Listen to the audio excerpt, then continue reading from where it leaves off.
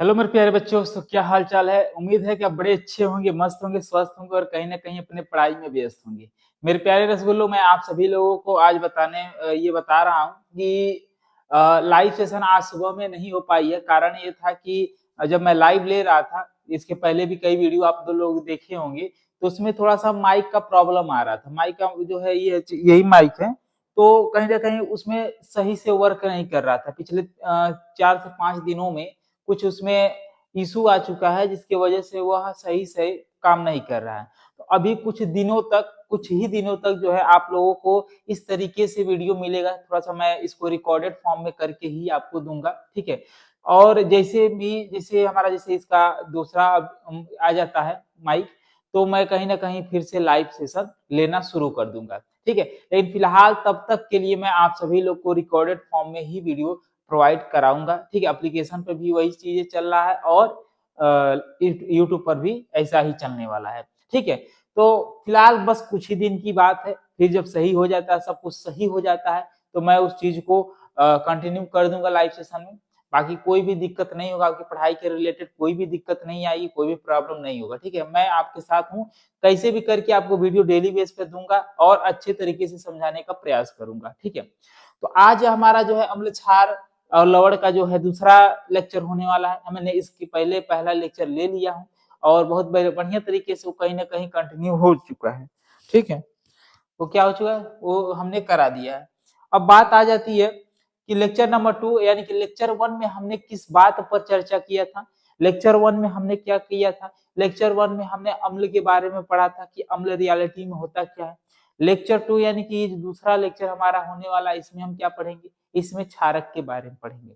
क्षारक होता क्या है, ठीक है। जैसे अम्ल क्या होता है कि उसमें H+ आयन देता है, क्षारक में क्या होता है, OH- आयन देता है, मतलब हाइड्रोक्साइड देता है। वही चीजें हम कहीं ना कहीं आज जो है इस वीडियो में देखने वाले हैं, यानी कि क्षारक, ठीक है, बेस क्या होता है उसके बारे में पढ़ेंगे।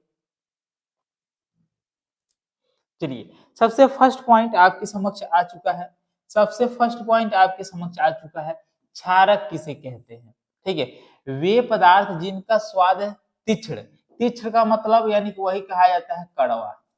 कड़वा यानी कि जिसका स्वाद कैसा हो, कड़वा हो, और तथा जो लाल लिटमस पेपर को नीला कर देता है। यानी कि अम्ल क्या करता था, नीले को लाल में कन्वर्ट करता था, नीले को लाल में करता था। और यहाँ पर जो है क्षार क्या कर दे रहा है, लाल को नीले रंग में बदल देता है। इसी को हम कहते हैं क्षारक। इसी को हम क्या कहते हैं, क्षारक। एग्जाम्पल में देखिए साबुन की बात कर लिया है, एग्जाम्पल में साबुन की बात कर लिया है, ठीक है। अहर्नियस के सिद्धांत के अनुसार जो है वे रासायनिक पदार्थ जो आयनन के पश्चात जल में विघटित होकर ऋणावेशित हो जाता है, ठीक है। ऋणावेशित आयनों के रूप में केवल हाइड्रा ऑक्साइड, जो कि हाइड्रा ऑक्साइड यहाँ पर देखो लिखा भी है, मैं इसमें लिखने क्या है, हाइड्रा ऑक्साइड यानी कि OH पर माइनस चार्ज, ठीक है, देता है। उसे क्या कहते हैं, क्षारक या फिर भस्म कहते हैं। कभी कभी ये भस्म के नाम से भी आ जाता है, यानी कि क्षारक कहे या भस्म कहे, दोनों एक ही होते हैं। क्लियर है, दोनों एक ही होते हैं। डिफिनेशन भी दोनों का क्या लिखेंगे, यही वाला लिखेंगे, किसी प्रकार की कोई दिक्कत नहीं होगा। अहर्नियस के सिद्धांत के अनुसार ये है, और उस तरह से आपको नॉर्मली पूछेगा तो ये है। मतलब इतना समझिएगा, जब इसका गुण भी लिखेंगे, भौतिक गुण, वही कहिएगा ये स्वाद में कड़वे होते हैं, ये लाल लिटमस पेपर को नीला में कन्वर्ट करता है, ठीक है। ये चीजें आप हो जाएंगे, बाकी कोई दिक्कत। चलिए, अगर यहाँ से हो गया तो अब यहाँ पर देख पा रहे हैं जो कि यहाँ पर सोडियम हाइड्रोक्साइड है, यहाँ से क्या है, सोडियम हाइड्रोक्साइड है, तो सोडियम हाइड्रोक्साइड है, ठीक है, सोडियम हाइड्रोक्साइड है। तो यहाँ पर इसका मतलब क्या होता है, इसका मतलब क्या होता है, अनुत्क्रमणीय होता है। यानी कि अगर हम यहाँ से Na पर प्लस चार्ज कर देते हैं, Na पर प्लस चार्ज और OH पर माइनस चार्ज कर देते हैं, ठीक है, यानी कि यहाँ से सोडियम प्लस हाइड्रोक्साइड के फिर मिलन से ये भी बन सकता है और इससे जो है ये भी बन सकता है, ठीक है। तो ये अनुत्क्रमणीय होते हैं, जो कि मैंने आप लोगों को पहले भी बता रखा है। अनुत्क्रमणीय क्या होता है, मतलब कि अदला बदला कर सकते हैं, ठीक है। ठीक, चलिए अब इसी बात पर हम इसके क्षारकों के प्रकार देखेंगे, एक प्रबल क्षार होता है, एक दुर्बल क्षार होता है। प्रबल क्षार क्या होता है? वे क्षारक जो जल में पूर्णतः विघटित या आयनित होकर हाइड्रोक्साइड आयन देते हैं, प्रबल क्षार कहलाते हैं। बस फर्क क्या है अम्ल और क्षार में? तो अम्ल में H प्लस आयन देता है, H प्लस आयन देता है, और क्षार में OH माइनस आयन देता है। इसमें हाइड्रोजन पॉजिटिव, यहाँ पर हाइड्रोक्साइड निगेटिव होता है। बस इतना ही फर्क दोनों में पड़ता है। ठीक है जी। और क्या है? और वह अम्ल क्या करता है? नीले को लाल में करता है, लाल क्या करता, क्षार क्या करता है? लाल को नीला में कन्वर्ट करता है। ठीक। अब यहाँ पर जैसे दिया है पोटेशियम हाइड्रोक्साइड दे दिया, सोडियम हाइड्रोक्साइड दे दिया, बेरियम हाइड्रोक्साइड दे दिया। ये चीजें कहीं ना कहीं हम कहीं जो है इसमें देख पा रहे होंगे। अगर यहाँ पर पोटेशियम हाइड्रोक्साइड लिया गया है, अगर इसको देखिए पोटेशियम पर यानी कि पोटेशियम पर प्लस चार्ज हो गया और हाइड्रोक्साइड पर हो गया माइनस चार्ज, जो कि यहाँ पर आप लोगों को दे रखा है, नाम के साथ दे रखा है। मैंने नाम भी यहाँ पर नोट करवा दिया है। ठीक है। पीपीटी से देखिए भाई, ये सारी चीजें मैं आपको लिख कर भी बता सकता था, बट थोड़ी सी ये चीजें ये है ना कि आपको कम से कम समय के अनुसार अधिक से अधिक सब हर एक चीज देना। और यहाँ पर मैं लिखूंगा तो भी यही है, बस ये है कि समय थोड़ा, कहा जाता है हमारे लिए समय बेहद कीमती होती है। यदि समय को अगर हम आज बर्बाद करेंगे तो कल समय हमें बर्बाद कर देगी। ये बिल्कुल सत्य बातें हैं। ठीक है। तो हमें समय अनुसार इन सभी चीजों को देख लेना है। यहाँ भले सब कुछ लिखा हुआ है, जो मैं लिखूंगा वो भी वही चीजें यहाँ रहने वाली है।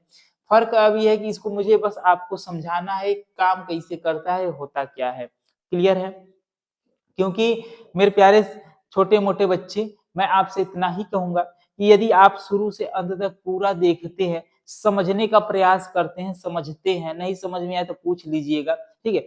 लेकिन आप सभी लोग इसको पूरा अच्छे तरीके से देखेंगे तो फिर इधर मान लीजिए तैयारी कर लेंगे, फिर आप लोग आगे चल के मैं रिवीजन करा दूंगा पूरा वन शॉट लाकर। ठीक है। वन शॉट में पूरा रिवीजन करा दूंगा। धीरे देखिए, माइक आज खराब हुआ, कल खराब नहीं रहेगा। ठीक है। कल खराब का मतलब कि उस समय खराब नहीं रहने वाला है, तो मैं कहीं ना कहीं खराब भी होगा तो मैं बहुत जल्दी उन सबकी व्यवस्था भी कर दूंगा। ठीक है। तो इन चीजों को बस आपको पढ़ लेना, रिवीजन करना। मैं सोच रहा हूँ कि कम से कम 2-3 बार आपकी साइंस की रिवीजन करा दूं, ताकि आपका ये एकदम हर एक क्वेश्चन आपके दिमाग में फिट हो सके। क्लियर है? बस यही चीजें मैं चाहता हूँ, और कुछ बहुत बड़ी बात नहीं है। ठीक है। यहाँ पर देखिए मैग्नीशियम हाइड्रोक्साइड ले लिया है, मैग्नीशियम हाइड्रोक्साइड ले लिया गया है। यहाँ पर SAQ और AQ का मतलब होता है, AQ का मतलब क्या है? जलीय विलयन। क्या होता है? क्या होता है? जलीय विलयन। अब बाकी इसके लिए तो जानते हैं ठोस होता है। ठीक है। तो मैग्नीशियम हाइड्रोक्साइड है। अब यहाँ से क्या बन गया? मैग्नीशियम पर +2 चार्ज हो गया, क्योंकि यहाँ पर हाइड्रोक्साइड है यानी कि +2 चार्ज हो गया। अब यहाँ पर क्या हो गया? OH पर माइनस चार्ज हो गया, यानी कि यहाँ से भी कहीं ना कहीं मैग्नीशियम और सॉरी, इस यहाँ पर भी क्या हो रहा है? OH पर माइनस चार्ज हो रहा है। यही चीजें बस एग्जाम्पल में लिख दीजिएगा, जो आपको आए, दोनों में से किसी एक ही एग्जाम्पल को लिखना है। आज ये दूसरा नंबर, दुर्बल क्षारक। दुर्बल क्षारक क्या होता है? वे क्षारक जो जल में पूर्णतः आयनित या विघटित नहीं होती है, उन्हें दुर्बल क्षारक कहते हैं। वे क्षारक जो जल में पूर्णतः या आयनित रूप से विघटित नहीं होती है, उसे क्या कहते हैं? दुर्बल क्षारक कहते हैं। क्लियर है? जैसे एल्यूमिनियम जो है हाइड्रोक्साइड दे रखा है। ठीक है। एल्यूमिनियम हाइड्रोक्साइड, यहाँ पर अमोनियम हाइड्रोक्साइड दे रखा है। तो ये सभी चीजें जो होता है कि यहाँ पर ये चीजें बन जाएंगे। जैसे यहाँ पर देख पा रहे हैं कि एल्यूमिनियम हाइड्रोक्साइड को ले रखा है, तो एल्यूमिनियम पर +3 चार्ज हो गया, और यहाँ पर हाइड्रोक्साइड पर -1 चार्ज हो गया, -1 चार्ज हो गया। क्लास आप लोगों को क्लास 9th में पढ़ाया गया होगा, एक टॉपिक था क्लास 9th में, एक टॉपिक था आयन, यानी कि आयन क्या?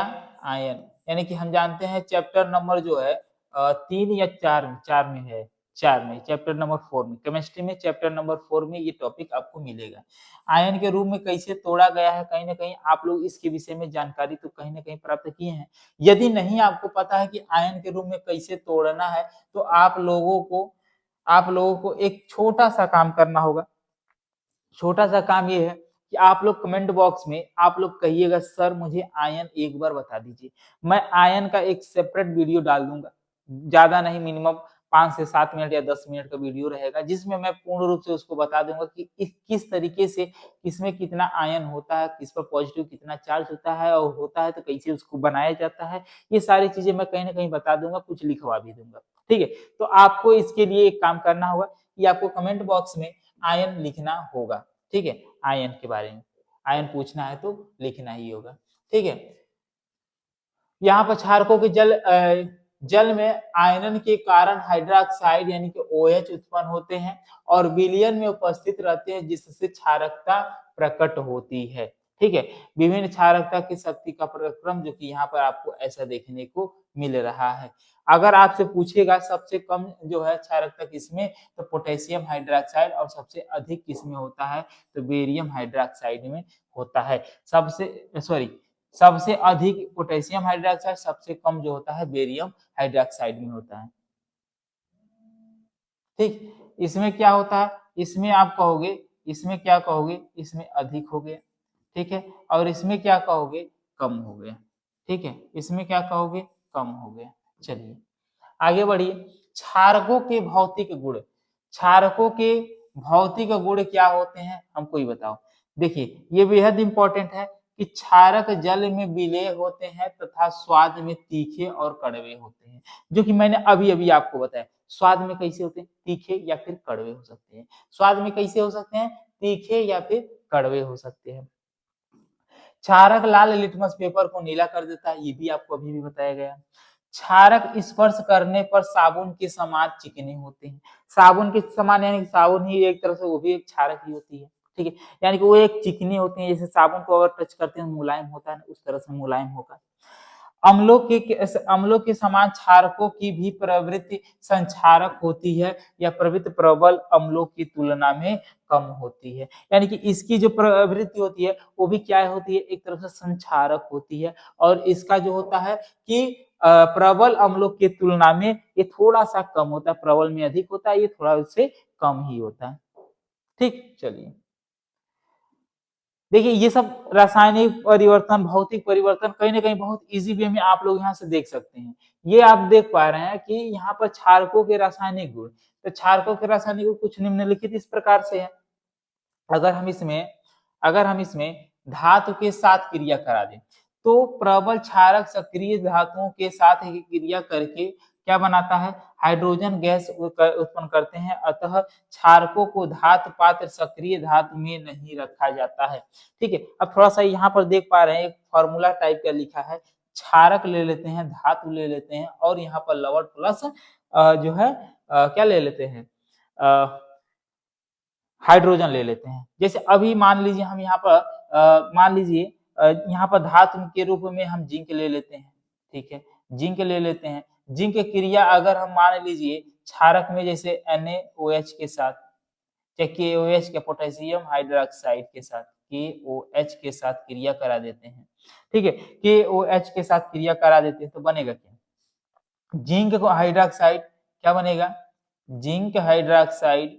अब प्लस में क्या बनेगा, पोटेशियम, प्लस में पोटेशियम, जिंक हाइड्रोक्साइड प्लस में पोटेशियम। तो थोड़ा ध्यान से देखिएगा, ZnKOH और प्लस में ZnOH बन गया, यानी कि यहाँ पर जिंक भी एक है, ऑक्सीजन भी एक है, पोटेशियम एक भी, हाइड्रोजन एक भी, सब कुछ एक है, यानी कि यहाँ से हो गया बैलेंसी भी पूर्ण हो गया।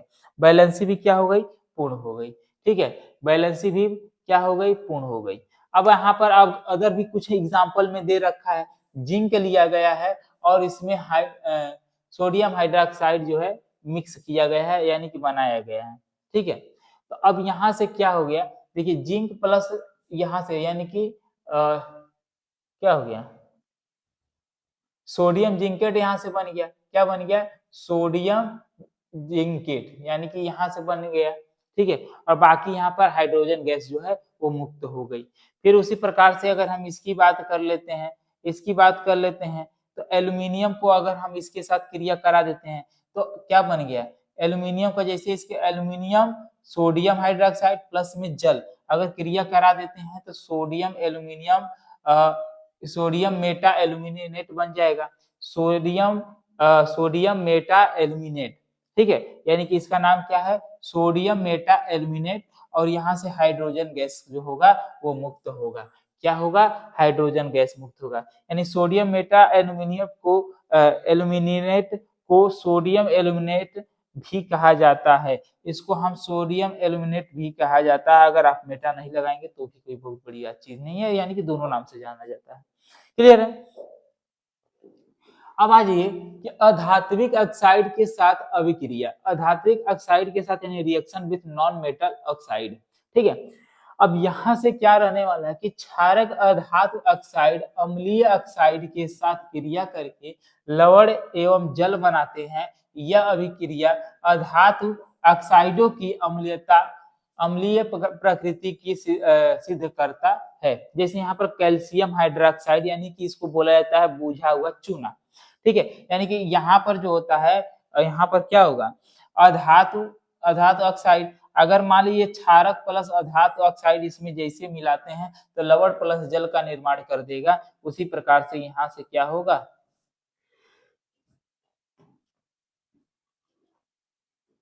एक मिनट, यहाँ पर ये वाला एग्जाम्पल इसके साथ नहीं रहने वाला है, ठीक है, क्योंकि यहाँ पर हाइड्रोजन गैस कह दिया है, इसीलिए जो पीछे हमने ये बताया ये वाला एग्जाम्पल डालिएगा, ठीक है। कैल्शियम हाइड्रोक्साइड प्लस बुझा हुआ चूना जिसे कह दे कि कार्बन डाइऑक्साइड और कैल्शियम कार्बोनेट प्लस में जल का निर्माण हुआ। अब यहाँ से हुआ कैसे, एक बार ध्यान से देखिएगा, यहाँ से कैसे हुआ है, देखिए, अगर हम कैल्शियम हाइड्रोक्साइड यानी कि यहाँ से कैल्शियम हाइड्रोक्साइड अगर हम यहाँ से अगर ले लेते हैं, प्लस में यहाँ कार्बन डाइऑक्साइड है, अगर यहाँ से अगर क्रिया करा रहे हैं तो देखिए यहाँ पर कैल्शियम और यहाँ से एक ऑक्सीजन मिलकर जो है कैल्शियम कार्बोनेट बना देगा, कैल्शियम कार्बोनेट बना दिया। जैसे यहाँ से एक निकल के इधर गया तो यहाँ पर बचा क्या है, तो कहोगे यहाँ पर H2 यानी हाइड्रोजन 2 बचा है और यहाँ ऑक्सीजन एगो बचा है, तो हाइड्रोजन 2 बचा है, ऑक्सीजन एगो बचा है, तो H2O यानी कि जल का निर्माण हो चुका है। बस इसी तरीके से इसको बना लेना है। एग्जाम्पल देखिए, एक और यहाँ पर तीसरा नंबर दिया है, क्षारक अम्लों से अभिक्रिया करके उनके प्रभाव को नष्ट कर देते हैं तथा लवण का जल का निर्माण करते हैं, ठीक है, लवण व जल का निर्माण करते हैं। फिर ये देखिए एल्यूमिनियम हाइड्रोक्साइड दे रखा है, एल्यूमिनियम हाइड्रोक्साइड दे रखा है और यहाँ पर H2SO4 यानी सल्फ्यूरिक अम्ल से क्रिया करा दिया है, तो एल्यूमिनियम सल्फेट प्लस में जल का निर्माण हो चुका है, ठीक है। तो इस तरीके से ये भी उदाहरण आप कहीं ना कहीं देख लीजिएगा, पूरा याद कर लीजिए, ठीक है। चौथा नंबर दिया है, प्रबल क्षारकों को जल में विलय करने पर यह पूर्णतः आयनित होकर जलीय विलयन में हाइड्रोक्साइड यानी OH पर माइनस चार्ज प्रदान करती है। बाकी यहाँ पर देख पा रहे हैं, इसके विपरीत दुर्बल क्षारक जलीय विलयन में प्रबल क्षारक की अपेक्षा कम आयनित होती है और अमोनियम हाइड्रोक्साइड दुर्बल क्षारक है। अमोनियम हाइड्रोक्साइड देखिए, अमोनियम हाइड्रोक्साइड कैसा है, इसको क्या कहोगे, ये दुर्बल क्षारक होता है, क्या होता है, दुर्बल क्षारक होता है, ठीक है। अगर ये जल के साथ क्रिया कर लेगा मतलब कि ये उत्क्रमणीय होता है, क्या होता है, उत्क्रमणीय होता है, उत्क्रमणीय होता है, उत्क्रमणीय होता है, ठीक है। यानी कि इनमें जो होता है कि अगर हम अमोनियम हाइड्रोक्साइड प्लस जल का एक दूसरे से क्रिया करा भी देंगे तब वो हमारा क्या बनेगा, यहाँ पर ये रूप धारण, यानी कि अमोनियम आयन प्लस में हाइड्रोक्साइड आयन बन रहा है और इससे जो है ये दोनों फिर से बनाई जा सकती है, ठीक है। यहाँ पर ये इसके जो है यहाँ से ये इसके साथ जो होगा वो हो जाएंगे, ठीक है। चलिए आगे बढ़ा जाए। ये कुछ क्षारक गर्म करने पर क्या होता है, कुछ क्षारक जो है गर्म करने पर क्षारीय ऑक्साइड, यहाँ पर थोड़ा सा इसको देखिए मैं ऐसे बना देता हूँ, यही है, ठीक है, डेल्टा ऐसे लगा दीजिए। तो मैग्नीशियम हाइड्रोक्साइड को जैसे गर्म करें मैग्नीशियम ऑक्साइड प्लस में जल का निर्माण कर देगा, ठीक है। इसको जैसे तोड़ेंगे ना, तो ये जैसे तोड़ेंगे मैग्नीशियम हाइड्रोक्साइड वो तुरंत क्या होगा, यहाँ से जैसे गर्म करोगे तो मैग्नीशियम ऑक्साइड अब प्लस में जल का निर्माण करेगा। यही चीजें कहीं ना कहीं आपका इसमें दे रखा है। ठीक है। इनका उपयोग कहाँ कहाँ होगा, किस तरीके से होगा, थोड़ा सा एक बार इसे देख लीजिएगा। अंतिम हम जानते हैं ये टॉपिक है कि क्षारकों का उपयोग एल्यूमिनियम हाइड्रोक्साइड, यानी कि यहाँ पर एल्यूमिनियम हाइड्रोक्साइड जो होता है वो किस काम के लिए आता है, तो उसके लिए कहोगे कि वस्तु तथा प्रति अम्ल बनाने में प्रयोग किया जाता है। किसी वस्तु या फिर प्रति अम्ल बनाने के लिए भी एल्यूमिनियम ऑक्साइड का प्रयोग किया जाता है, एल्यूमिनियम हाइड्रोक्साइड का। ठीक है। अगला दिया है मिल्क ऑफ मैग्नीशियम, यानी कि मिल्क ऑफ मैग्नीशियम का उपयोग किसके लिए किया जाता है, प्रति अम्ल के रूप में प्रयोग किया जाता है, यानी कि ये प्रति अम्ल के रूप में इसका उपयोग किया जाता है। अमोनियम हाइड्रोक्साइड का उपयोग कहाँ किया जाता है, क्लीनिंग एजेंट, यानी कि निर्मलीकारक तथा अमोनियम लवण बनाने में भी इसका उपयोग किया जाता है। ठीक, आगे देख लीजिए सोडियम हाइड्रोक्साइड का उपयोग, तो साबुन हो गया, धामन जो है पाउडर हो गया, चाहे धावन सोडा कर सकते हो, ठीक है, धावन पाउडर, फिर यहाँ पर रेशान निर्माण, ठीक है, रेशा निर्माण, यहाँ रेशा कर सकते हो, रेशा निर्माण तथा कागज व लुगदी उद्योग में इसका उपयोग किया जाता है। इसका सोडियम हाइड्रोक्साइड सबसे अधिक, यही कहीं ना कहीं आपके एग्जाम में पूछा जाता है, मोस्ट इंपॉर्टेंट है। ठीक है। फिर दिया है कैल्शियम हाइड्रोक्साइड, ये भी बेहद ही इंपॉर्टेंट है, कैल्शियम ऑक्साइड, कैल्शियम हाइड्रोक्साइड, ये चमड़ा उद्योग, ठीक है, खारे जल को मृदु बनाने में, ब्लीचिंग पाउडर निर्माण आदि में प्रयोग किया जाता है। ये जो लास्ट का दो टॉपिक है ये बेहद इंपॉर्टेंट है, आप लोग इसको अपने दिमाग में फिट ही कर लीजिएगा ताकि आप इसे ना ही भूलें। क्लियर है जी, यहां से आप लोग ना ही भूलें। ठीक है।